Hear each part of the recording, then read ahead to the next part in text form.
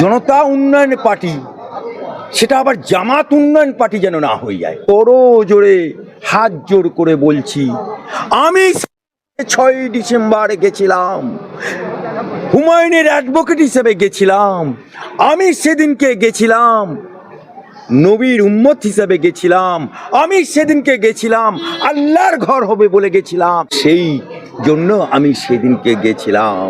কিন্তু আজ হুমায়ুন ওই বাবরি মসজিদকে সামনে রেখে রাজনৈতিক দল খুলবে, রাজনৈতিক ফায়দা তুলবে, সেই জন্যে আমি সেখানে যাইনি। লক্ষ লক্ষ মানুষের ভিড়, কাতারে কাতারে মানুষের ভিড়। আমি মঞ্চে উঠতে গোটা এলাকা উত্তাল, পুলিশকে সেই মানুষের ব্যারিকেড বা মানুষের ভিড় সরাতে লেগে গেছে তারপর দিন ভোর 5টা। আর আজকে পুলিশের সেই ভিড় সরাতে বেলা 2টোও বাজেনি। পুরো হাইওয়ে ক্লিয়ার, পুরো রোড ক্লিয়ার। ওখান থেকে আওয়াজও উঠেছে, কোথায় গেল আলী আব্দুল চাঁদ, কোথায় আলী আব্দুল চাঁদের বক্তব্য শুনতে পাচ্ছি না কেন? যে বলেছিল লড়কে লেঙ্গা, গামছা উড়িয়ে বলেছিল, কোথায় আলী আব্দুল চাঁদ? এদিনকে মানুষ উদ্বিগ্নিত হয়েছিল অ্যাডভোকেট আলী আব্দুল চাঁদের ভাষণ। বেলডাঙ্গার গামছা উড়িয়ে যে বলেছিলাম লড়কে লেঙ্গা বাবরি মসজিদ, কারণ আমি সেদিকে লড়াই করে কোর্টে লড়াই করে গেছিলাম বলে বলেছিলাম লড়কে। কিন্তু আজকে যে হুমায়ুন বাবরি মসজিদকে সামনে রেখে যে দল তৈরি করলো, উনি তৃণমূল থেকে ভেঙে এসে দল তৈরি করেছে। কিন্তু এই দল জামাতের মতো যেন আচরণ না হয়ে যায়, যেমন বাংলাদেশে হচ্ছে। একেবারে আজকে সেই বহু চর্চিত দিন 22শে ডিসেম্বর, হুমায়ুন কবির নতুন দল ইতিমধ্যেই ঘোষণা করে দিয়েছে, প্রার্থী ঘোষণা করে দিয়েছে। কিন্তু অদ্ভুতভাবেই আপনি যেদিনকে বাবরি মসজিদে শিলান্যাস হচ্ছিল সেদিন গেছিলেন, বক্তব্য রেখেছিলেন, স্টেজে ছিলেন, কিন্তু আপনি আজকে এখানে কেন? এবং এটা নিয়েও একটা প্রশ্ন উঠছে যে আলী আফজাল চাঁদ কেন যায়নি সেখানে? অ্যাডভোকেট, বিশিষ্ট অ্যাডভোকেট আলী আফজাল চাঁদ, সৈয়দ আলী আফজাল চাঁদ সেখানে যায়নি। দেখুন, আপনি যে প্রশ্নটা করছেন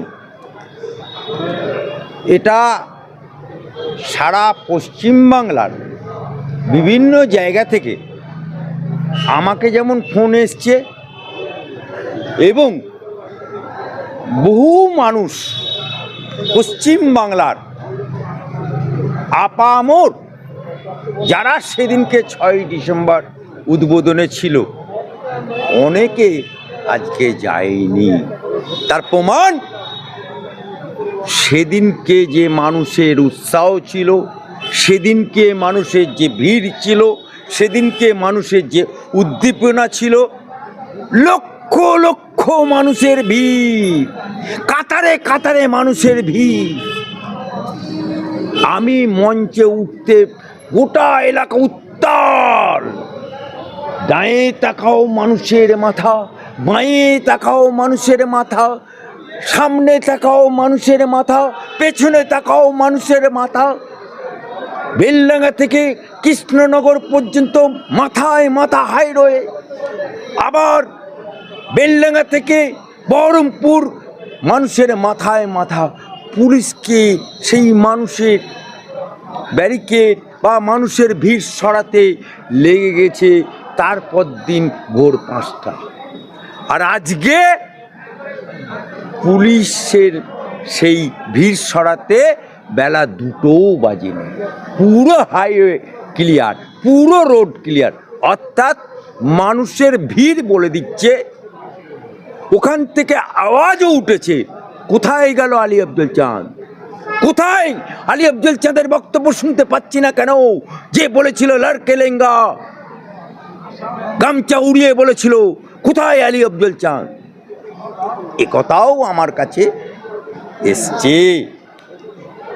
কিন্তু আমি আপামর জনসাধারণের কাছে, বাংলার মানুষের কাছে, সকলের কাছে, সনাতনীদের কাছে, বাংলার মুসলমানদের কাছে করো জোরে হাত জোর করে বলছি, আমি 6ই ডিসেম্বর গেছিলাম, হুমায়ুনের অ্যাডভোকেট হিসেবে গেছিলাম, আমি সেদিনকে গেছিলাম। নবীর উম্মত হিসেবে গেছিলাম, আমি সেদিনকে গেছিলাম। আল্লাহর ঘর হবে বলে গেছিলাম, আমি সেদিনকে গেছিলাম। নবীর উম্মত হিসেবে গেছিলাম। খুদার ঘর হবে, উপাসনার ঘর হবে, সেই জন্য আমি সেদিনকে গেছিলাম। কিন্তু আজ হুমায়ুন ওই বাবরি মসজিদকে সামনে রেখে রাজনৈতিক দল খুলবে, রাজনৈতিক ফায়দা তুলবে, সেই জন্যে আমি সেখানে যাইনি।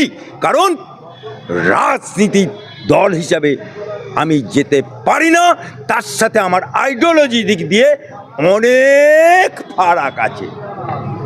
ও জনতা কি ইউনাইটেড না কি দল করেছে, জনতা উন্নয়ন পার্টি।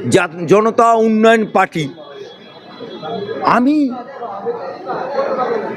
জনতা উন্নয়ন পার্টি, সেটা আবার জামাত উন্নয়ন পার্টি যেন না হয়ে যায়। কারণ